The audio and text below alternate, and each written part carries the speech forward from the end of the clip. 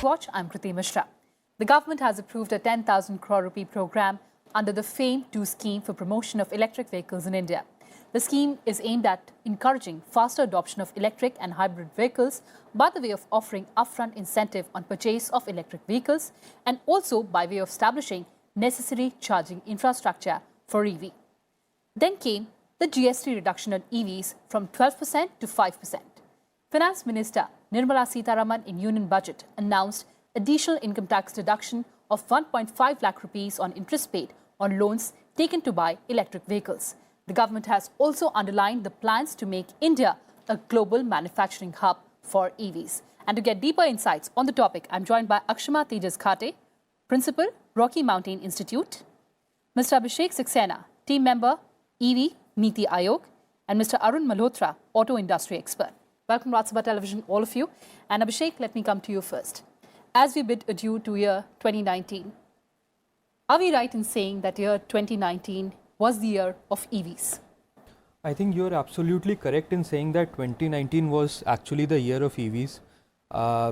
There has been a lot of talk and discussions around what EVs should be and how the landscape should change, especially the transportation landscape.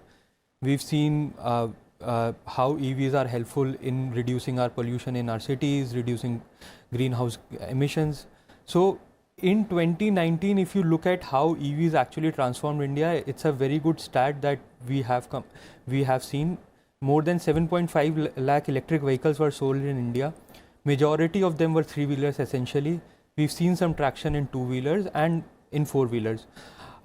You've already mentioned about the steps that government has already taken regarding FAME-2 or GST reduction or income tax reduction. But we've taken around 15 to 20 steps for the promotion of electric vehicle in the country and setting up that framework of electric vehicle in the nation. So this includes permit waiver for electric vehicles. So you see, as of now, India is the largest electric vehicle market of the world.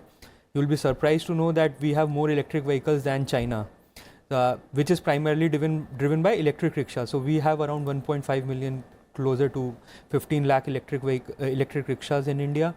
These were primarily driven by the permit waiver that we offered. So electric three-wheeler rickshaw essentially are kept out of the ambit of the permit waiver. We've reduced registration. We have made the registration fees to zero. We have asked states to reduce the road tax. There's a green number plate for EVs. So all these steps, along with multiple others like reduction of customs duties and inclusion of EVs as a mandate for government officials. So these are something that we have come up with, and 2019 I'm sure that would be the year, and it is going to be a landmark in a way that it sets up the ball rolling for electric mobility transformation in the country. Absolutely. So 2019 would be remembered as a landmark year for promotion of EVs. Yes. But talking about the challenges, and Arun, there are challenges as far as affordability of electric vehicles is concerned, or even the charging infrastructure. I think as I highlighted just now, the steps taken by government are commendable. I think the challenge today at the moment will be in 2020, when we come to next year, how well we are able to implement what we have announced. You talked of I think the biggest challenge still remains is not the range anxiety, the reach anxiety, the infrastructure and charging.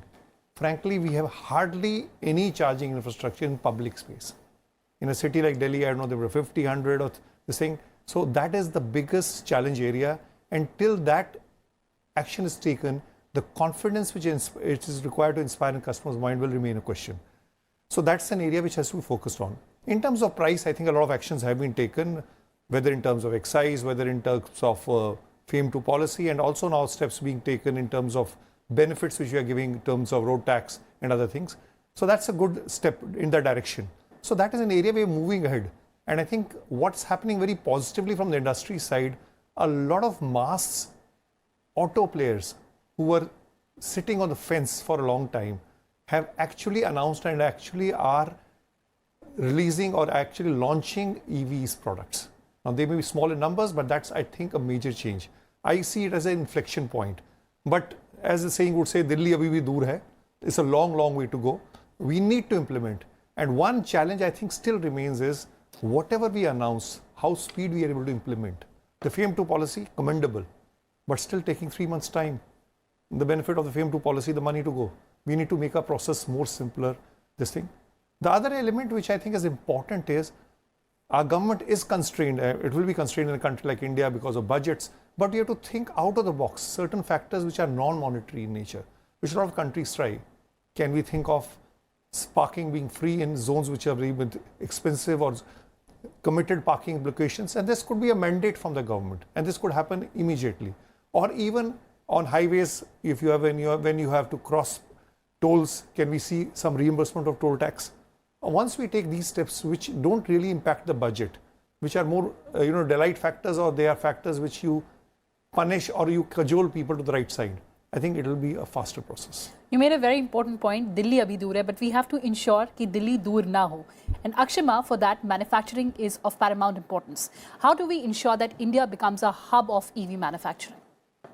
I think what the industry is looking at, and in that industry ecosystem, I would put also the startups, I think, which is a great win-win that we've seen in the last year or so, more than that, is that there is a lot of momentum that is building up in terms of looking at manufacturing EVs and EV components and the whole ecosystem, EVSE infrastructure.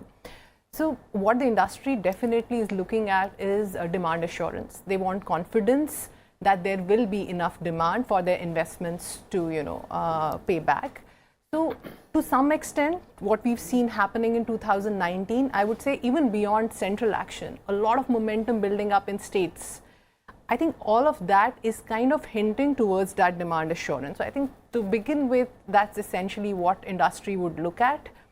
The second thing which is very critical is that what we need to also do is consumer awareness and understanding that consumer understands the technology and accepts the technology. I think the more and more we would make it happen, make it visible, again it kind of gives an assurance to the industry that the demand will pick up in the near future. The other thing I want to mention is that a typical thing you mentioned about affordability, how to make EVs affordable. I think it's not so much about affordability, because when we pick up different segments, affordability would mean different things. If I was to pick commercial cars, for example, they're already at cost parity. If you look at total cost of ownership, I am able to get the payback with the current subsidy regime. If I look at an auto rickshaw, the cost parity is almost there. So I think it's not so much now about affordability, it's about pushing the right segments where EVs can be adopted far more early. We have to target those segments, create that awareness, and ensure a policy push that gives enough confidence and assurance to the industry that this is a kind of a right place to make investments. We'll talk about awareness in just a bit, but you've made a very important point about startups. Abhishek, Niti Aayog works very closely with the startups. How are the startups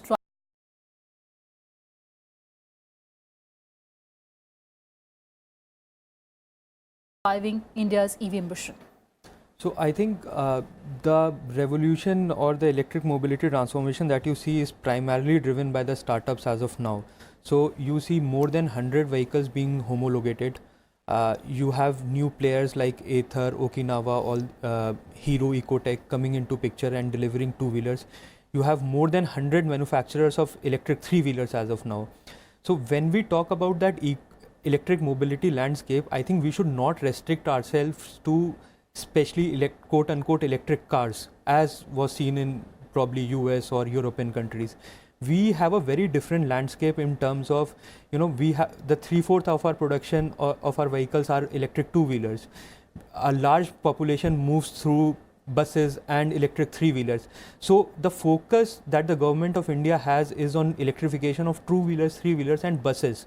So we are primarily looking at easing mobility in those areas and making those cleaner or zero emission as we talk about. Startups have actually taken the lead not only in India, it is across the world. So, and the ripple effect you can see in India. You have new age startups like Ather or Okinawa coming into picture and delivering mass acceptable products. So they are bringing innovation. So the electric mobility is not only electric mobility per se, it is also smart and connected mobility. So the startup ecosystem and their agile methodology of working is more adept to coming up with these new innovations. So you have Revolt, you have Aether. So all these are connected vehicles, more than electric vehicles also. So that is something, the vehicle of tomorrow that we are talking about. It will be shared, it will be connected, and it will be zero emission. So the startups are actually very rightly placed to drive this revolution forward. And of course, innovation is the key. Innovation is the primary driver for that. So all the legacy organizations or the legacy OEMs have done innovation in internal combustion engines. Now the landscape is completely changed. You have 20 products instead of 2000 products in an electric vehicle. The mechanics has completely changed. The electric vehicle is more of a computer than an automobile as of today. It has more than 50% value addition of electronic components. So you have IT, you have electronics, you have automobile coming in convergence at startups and delivering those smart products that the consumer actually wants. So that is the innovation driven model that they are being focused on. We have to be sensitive about the demands of the consumers. And Akshama made a very important point, Arun, that we have to make our consumers aware. How do we do that? Consumers, the anxiety of consumers, one is the initial cost, and I think, as rightly mentioned by Ashima, as far as in the public space, when we're talking of three-wheelers or even buses, there is clearly a business case for it. But I think from customer point of view, let's take two-wheeler as example, the anxiety on range and the anxiety on reassurance is a very important part. Till date, I have not seen a single ad or a single communication that in Delhi, in public space, these are the charging locations in North Delhi, West Delhi, South Delhi, East Delhi. Now, how do I get a confidence? If you have a charging station inside a government building, it's not for public space. So that's one area. Second, I think the benefits have come at number of times. Fame benefit, income tax benefit, excise benefit, how we can package it together and have a mass awareness campaign. That will make a big difference. I sincerely believe what Mr. Saxena says, that the challenge and the focus of the government, which is correctly, has to be on three-wheelers or also on clearly in the buses and in two-wheelers. That's where the change has to come. But what is very important is, where the change has not come yet and which is required is the individual buyer. And I'm not focusing on cars, I'm focusing on two-wheelers. Right. We still have a large market. We still sell about 18 lakh two-wheelers a month. How much are we selling? Let's be very frank. EVs, hardly about 7,000 to 8,000 a month. And that even is slightly doubtful. The other challenge which I think is important is, a lot of fly-by-night operators have jumped into the bandwagon. Right. And they are basically importing junk Chinese technology, just assembling them here. So we have to differentiate the wheat and the chaff. It shouldn't happen that we become a dumping ground for outdated Chinese. Startups have been there, good. So somehow the government policy also has to focus on indigenization in a very unique method. It should not happen that we become, rather for the import bill, on the other side we have the import bill from China. It shouldn't become that way. Although we need that technology. We should not become a dumping ground. But we should Akshama, not become a dumping ground. China is the largest market for EVs, followed by Europe and US. Of course, Norway is the global leader in terms of market share. How do we become competitive? I think we don't have to compete globally. We have enough market within India. And, one thing we have to recognize, whether it's a China or a Norway, the way electrification will happen in India will be certainly very different from how it has happened globally. I mean, globally, we've seen passenger vehicles being the focus, China to some extent, two-wheelers as well. But India will be very different. And I think rightly pointed out earlier, India is going to be essentially an electric three-wheeler, two-wheeler market when we look at, early adoption, say, for the next 5-6 years. And India is going to be an electric bus market because the kind of attention government is giving to it. And I think the basic principle there is absolutely right, because if I am putting in public funds or public money out there to incentivize a new cleaner technology, let me put it on a mode of transportation which is actually serving the masses. Right. I think that's the really point. I mean, that's the real principle that, works there. So I would see it, in India, becoming competitive internally, that how these 3-4 modes of transportation, which have the huge potential of picking up, become competitive, whether it is the, the technology, whether the products, how we kind of, make Are current STUs kind of responsive to the change that they have from a transition from current diesel CNG buses to electric buses? So there is a lot of homework we need to do internally just to make this happen. But on that note, I think one good thing, again going back to your starting statement, that it's been a great year for EVs. What we have seen is that government, while it's thinking of creating demand, making vehicles affordable and all of that, one good thing that we are also seeing is that there is a lot of kind of focus on ensuring that we are promoting domestic manufacturing, whether it is batteries. So last budget you saw that battery manufacturing is seen as a sunrise industry, yes, where India has a huge opportunity. So I think those are the areas where India will have to focus and invest to ensure that in future what we're producing products, a large part of it is made in India, and it is competitive, it is suited to the local conditions, the ambient weather conditions. So I think within India, I would say we have the way forward essentially is to make in India EV products, make them for India, and the use patterns and use cases that India is likely to see and support. You've talked about ambient temperature, and I'd like to understand, Abhishek, does ambient temperature impact the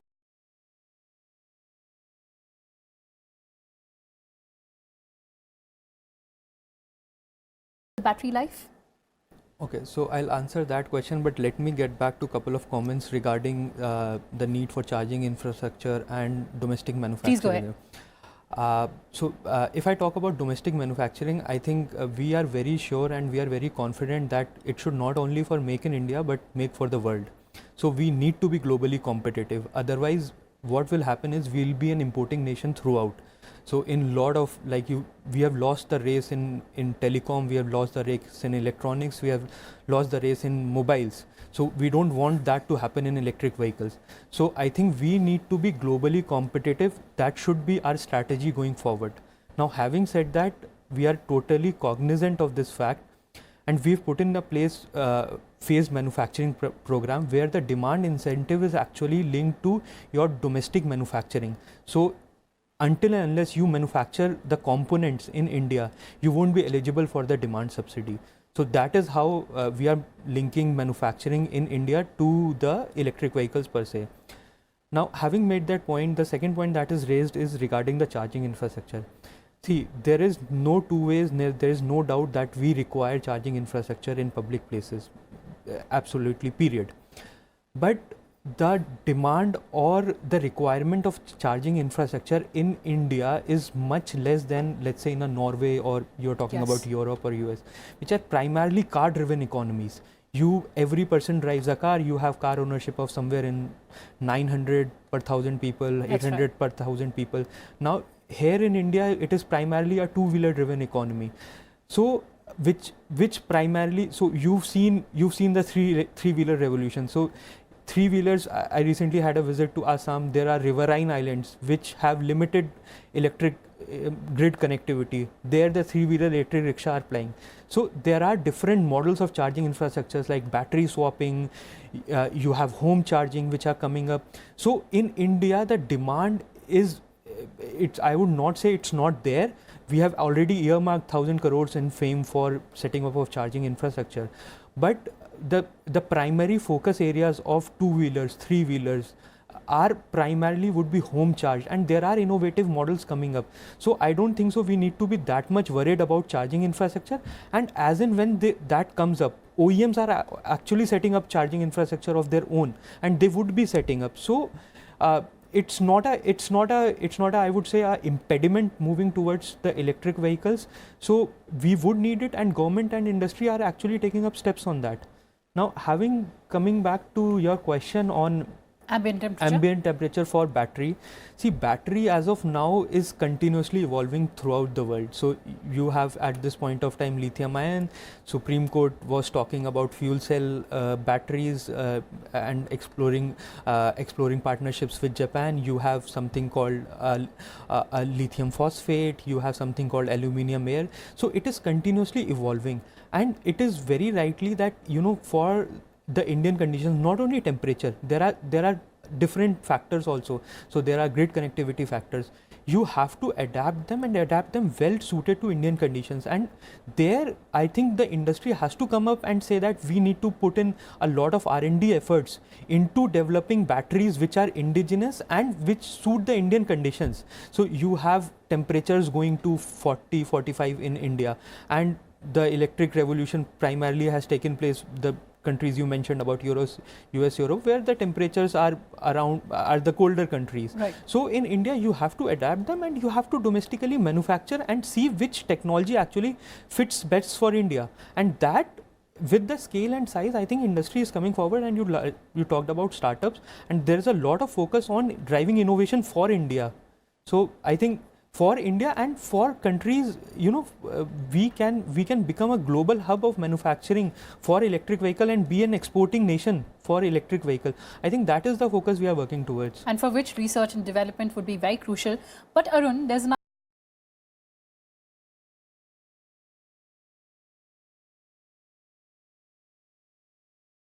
important aspect of policy. Now, 11 states have either issued or proposed to have EV policy. How do we adopt a cohesive approach? So that's in a federal structure like ours. Every state is making announcements. I think there is a need at the moment to have a national policy. If a state wants to do something extra beyond the national policy, they are well and willing. And a number of states have rushed to announce policies. I don't want to name states, but some of the states have announced policies. Nothing has happened on ground. So somehow we need a national policy more than state policy. If a state government wants to take something else step, they're free to do it, because that's going to be an important part. And a lot of actions have to happen at the local level, whether in terms of parking, whether in terms of charging, whether in terms of special benefits, special sweeteners. So it's a state subject, and there where we should have some guideline or an approach which we recommend to states. So one is you have mandate certain things, there's a national policy. I don't think we can work on this state-wise policy. This is creating a lot of confusion, because even in clarity and communication, it's not there. Delhi has a great policy, always had a great policy, and even in CNG. Now it's got announced a very beautiful policy, but in some state may not, neighboring state may not have it. So that's, I think there's one India approach has to be taken as far as demand is concerned. The second point, I think, is that customer education or customer awareness. And can we have all possible FAQs? People who are stopping, say, I don't want to buy EV because of this. Rather answering, EV is good for this reason, but these are the 20 problem challenges. For each of the problem, we have a solution and we can work on a solution. Because it cannot be just a top-down approach. It has to be bottoms-up approach. And this interaction of customers, because ultimately customers have to take a decision. Right. We may do anything. If the customer is not willing to buy, they're not willing to buy. So how is customers, because there are a lot of conceptions or perceptions which are maybe logical or maybe illogical in customers' mind. We have to go into that even. Not only rational, some irrational points also. So that's why I think it's a lot of collaborative approach. Customers, industry bodies, governments, state governments, Niti Aayog, a lot of cohesive action has to happen. It's happening. But I think we need to me, 2019, as mentioned, was the year of EV. But I would say 2020 will be the year of reckoning. Whatever we have announced, what we have rolled on the ground, and we should measure it. We shouldn't be afraid to measure it. Because what you cannot measure, you cannot improve on. That's the approach we like to take. So 2019 was the year of planning, and 2020 would be the year of implementation. On that note, thank you so much for joining us on this panel. So India is all set to realize its EV dream. That's all we had for you in this edition of Policy Watch. Thanks for watching, and stay tuned to Rajya Sabha Television.